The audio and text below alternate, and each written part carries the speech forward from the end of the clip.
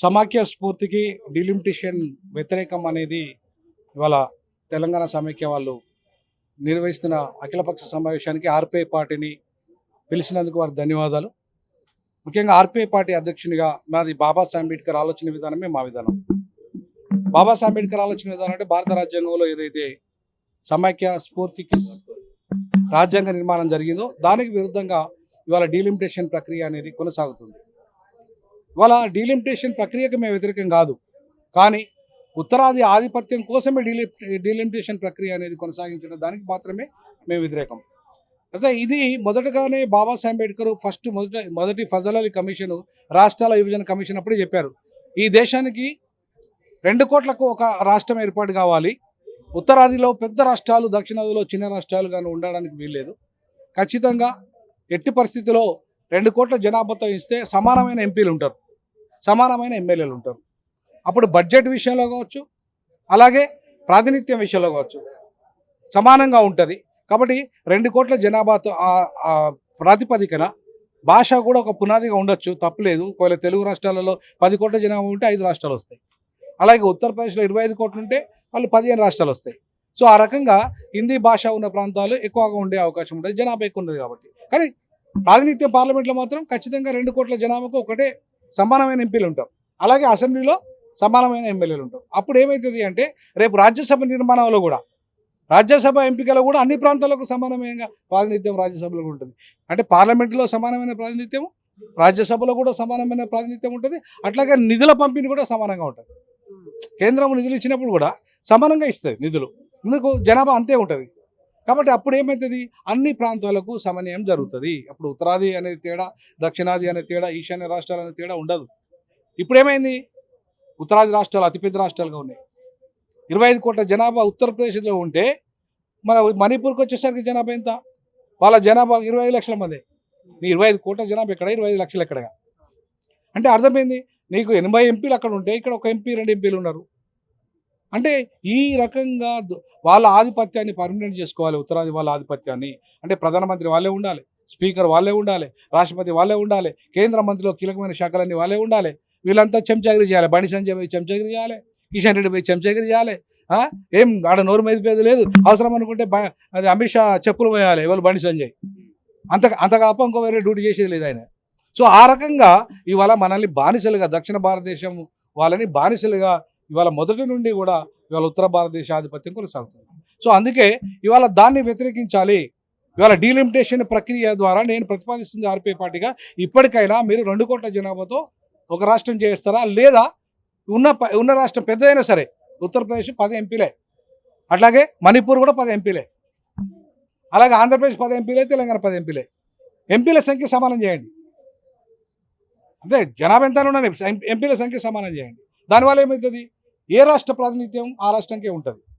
అట్లా కాకుండా ఇప్పుడు 120 మంది ఎంపీలు అవుతున్నారు ఉత్తరప్రదేశ్లో ఈ డీలిమిటేషన్ ప్రక్రియ 50% పెంచితే కూడా.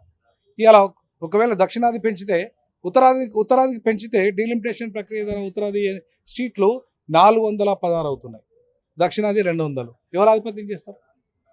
ఆటోమేటిక్గా 416 వాళ్ళే ఆధిపత్యం చేస్తారు కదా దేశ రాజకీయాలలో.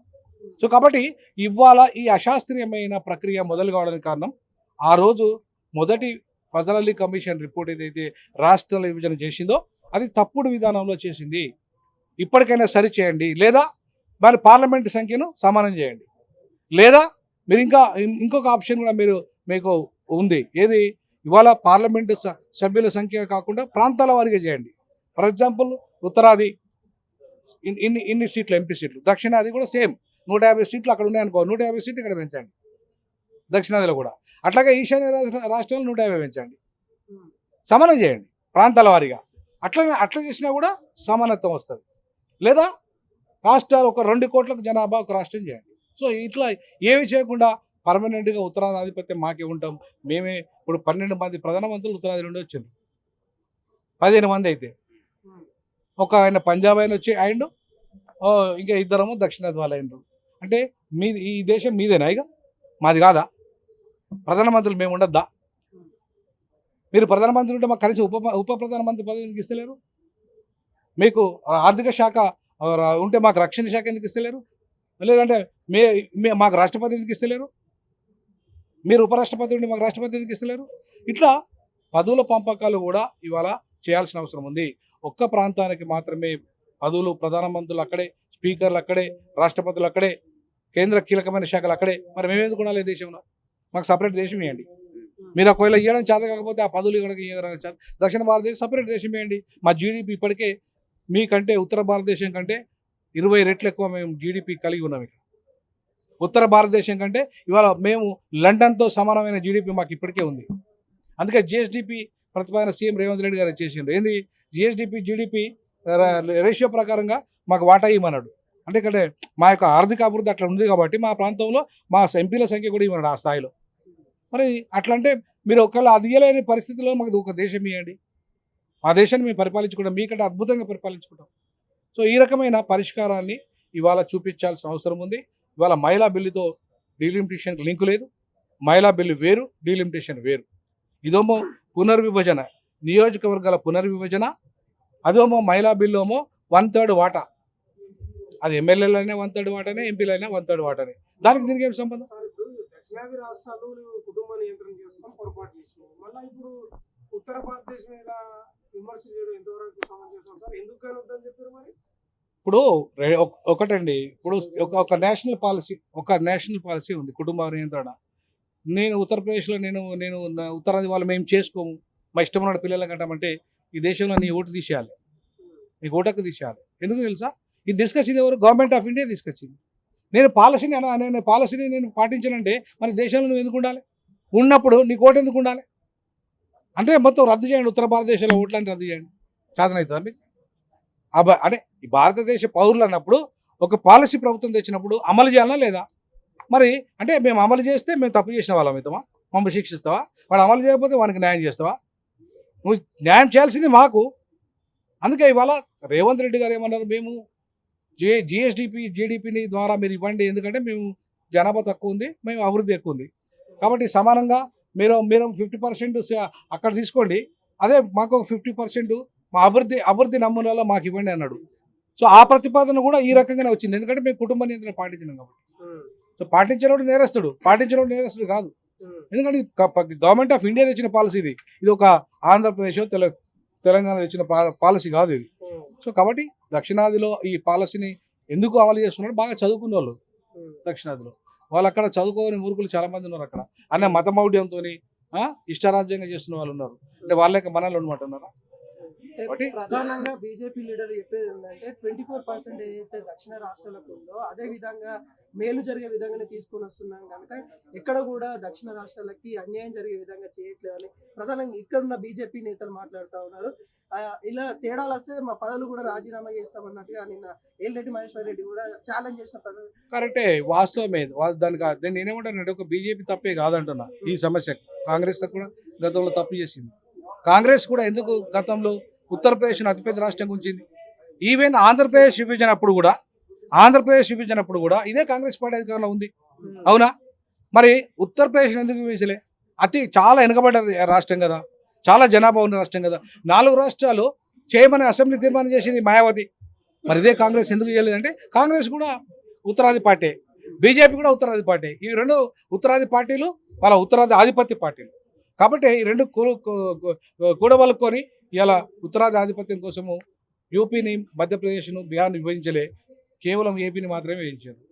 తెలంగాణ ఉద్యమం ఓకే, తెలంగాణ వాళ్ళకు విభజించండి తప్పలేదు, కానీ యూపీని ఫస్ట్ విభజించండి. ఎందుకు చేయలేదు మీరు? ఇప్పటికి కూడా చేయలేదు మీరు. ఎందుకంటే మీ ఆధిపత్యం కోసం మీ ఎంపీలు సంఖ్య పెరగాలి. ఇప్పుడు 80 కాస్త 120 కావాలి. మాదేముంటుంది? మా ఇప్పుడు 17 సీట్లు పెరిగితే మాకు ఎన్ని పెరుగుతాయి? మాకు 50% 17లో సగం అంటే మాకు 7 పెరుగుతాయి, ఏదో 8 పెరుగుతాయి. డీలిమిటేషన్ ని వ్యతిరేకించిన వాళ్ళు దేశద్రోహులు, రాజ్యాంగ ద్రోహులు, అంబేద్కర్కి అవమానం పరిచిన వాళ్ళు అనే విధంగా వ్యాఖ్యలు చేస్తూ ఉన్నారు. దీన్ని ఎట్లా వస్తుంది? డీలిమిటేషన్ వ్యతిరేకించడం కాదు, అసలు ఏదైనా వ్యతిరేకించవచ్చు దేశంలో. మాకు అన్యాయం చేస్తే డీలిమిటేషనే కాదు, ఈ దేశంలో ప్రధానమంత్రిని కూడా వ్యతిరేకిస్తాం, భారతదేశ రాష్ట్రపతిని కూడా వ్యతిరేకిస్తాం, ఈ చట్టాలను కూడా వ్యతిరేకిస్తాం. మాకు ఆ చట్టంలోనే ఉన్నది, భారత రాజ్యాంగంలోనే. మీకు అన్యాయం జరిగితే వ్యతిరేకించమని భారత రాజ్యాంగంలో అధికార 19 ప్రకారంగా మీకు ఎక్కడ నేను జరిగితే అక్కడ మీరు వ్యతిరేకించండి అని చెప్పి ప్రాథమిక హక్కులో భాగంగా ఉన్నది. మేము వ్యతిరేకిస్తాం, తప్పేముంది? 100% వ్యతిరేకిస్తాం. 24% వ్యతిరేకాన్ని రాజ్యాంగ ద్రోహులని చిత్రీకరించే ప్రయత్నాలు చేస్తున్నారు. రాజ్యాంగ ద్రోహులు అని ఎట్లా అంటాడు ఆయన? అసలు రాజ్యాంగం తెలుసా ఆయనకు? నేను అంటానా బండి సంజయ్కి రాజ్యాంగం తెలుసా? రమ్మనండి నాతో, మేము ఇద్దరం చర్చిస్తాం. కేంద్రం అసలు మంత్రి కాదు. స్థాయిలో ఉన్నాడు కేంద్రం తెలంగాణ. ఏం తెలుసు ఆయనకు తెలిస్తే ఈ రకంగా మాట్లాడే డీలిమిటేషన్ వ్యతిరేకిస్తే రాజ్యాంగ ద్రోహులు అవుతారా?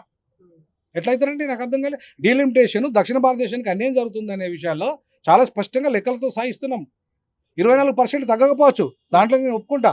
కానీ నీది నువ్వు ఈ భారతదేశ ప్రధానమంత్రిగా నువ్వే ఎందుకుంటావు అంటున్నా. మోడీ ఎందుకుంటాడు అంటున్నా. ఇక్కడ లేరా ఇంకా మాకు ఇక్కడ ఉన్న బీజేపీ వాళ్ళు? అదే బండి సంజయ్ ఉడుమాను, అదే కిషన్ రెడ్డిని ప్రధానమంత్రిగా ఉడుమాను ఉంటాడా? దమ్ముందా వాళ్ళకు? ఆ సత్తా ఉందా? మరి సత్తా లేని వాళ్ళంతా మాట్లాడుతున్నట్టు ఎట్లా? కాబట్టి ఇవాళ నేను ఒకటే చెప్పదలుచుకున్నా. ఇవాళ బండి సంజయ్ అయినా, ఏలేటి అయినా, ఇంకెవరైనా మీరు ఉత్తరాది వాళ్ళ మోచేతులు నీళ్ళు అవుతాంటే మాకేం ఇబ్బంది లేదు. కానీ మేము చేయం. మేము దక్షిణాదిలో ఆత్మగౌరవంగా బతుకున్న వాళ్ళం. ఖచ్చితంగా మా అస్తిత్వం కోసం మేము పోరాటం చేస్తాం. మాకు న్యాయం జరిగే వరకు పోరాటం చేస్తాం. 50% సంఖ్య పెంచినావు, కరెక్టే, తప్పు కాదు. కానీ పర్మనెంట్గా మీరు భారత ప్రధానమంత్రి మీరు ఈసారి ఉంటే నెక్స్ట్ టైం మేము ఉండాలి. 2 ఏళ్ళు మీరు ఉండండి, 2 ఏళ్ళు మేము ఉంటాం. మాకు ఇక్కడ హైదరాబాద్ను దేశానికి 2వ రాజధాని చేయండి. అంబేద్కర్ అప్పుడే చెప్పాడు 55లో. మీరు ఎందుకు చేస్తలేరు? సుప్రీంకోర్టు బెంచ్ ఎందుకు ఇస్తలేరు? మాకు పారిశ్రామిక వాడిగా డెవలప్మెంట్ చేస్తలేరు. ఒక ఢిల్లీ కార్పొరేషన్కే మొత్తం లక్షల కోట్ల రూపాయల బడ్జెట్ ఇస్తున్నావే కేంద్రము.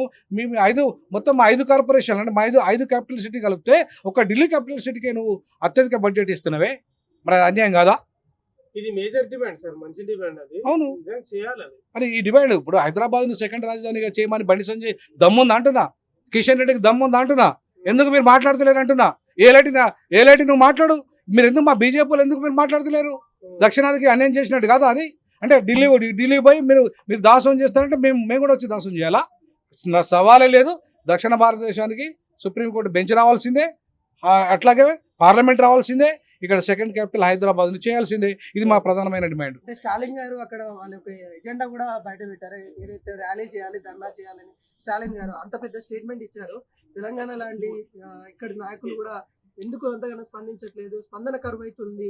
ఇవాళ తెలంగాణ రాష్ట్రం కోసం ఎట్లయితే పోరాటం చేసినామో అట్లనే దక్షిణ భారత హక్కుల కోసం, ఆత్మగౌరవం కోసం ఈ దక్షిణ భారతదేశంలో ఉన్న రాష్ట్రాలు అందరం కదలాలి.